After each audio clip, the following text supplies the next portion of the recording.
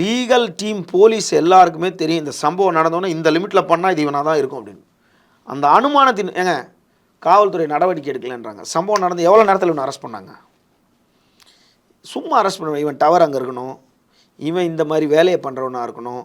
சில பேர் தான் அந்த மாதிரி. ஏன்னு கேட்டால் நம்ம ஊரில் தான் 8Bன்றது ஒரு பிராத்தல் சமூகத்துக்காக அது பிடிக்கிறாங்க, கைது செய்கிறாங்க. இவ்வளோ பணம் இருக்கும், எங்கேயாவது போய் பேங்காக் போய் தொலைய வேண்டியதானே. அப்போது இவன் வந்து ஒரு சைக்கோ மாதிரி அக்யூஸ்டு.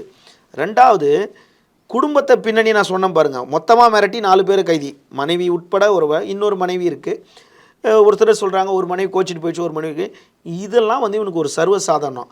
ஏற்கனவே கைதி பண்ணியிருக்கும் போது இவனை கொண்டு போய் நீதிமன்றத்தில் சிறையில் அடைச்சோன்னே அசால்ட்டாக வெளியே வந்தாங்க. எப்படின்னா தனக்கு ஒரு நோய், பால்வினை நோய் இருக்க மாதிரி அப்படின்னு ஒரு சான்றிதழை காட்டிட்டு வெளியே வந்தாலும் அப்புறம் நீதிமன்றம் அதெல்லாம் ஒத்துக்கலைன்னு வச்சுங்க. நீதிமன்றம் அதெல்லாம் ஒத்துக்கலை, அதெல்லாம் கிடையாது, நீ செட்டிங். பல பேர் வாங்கி வச்சுப்பானுங்க.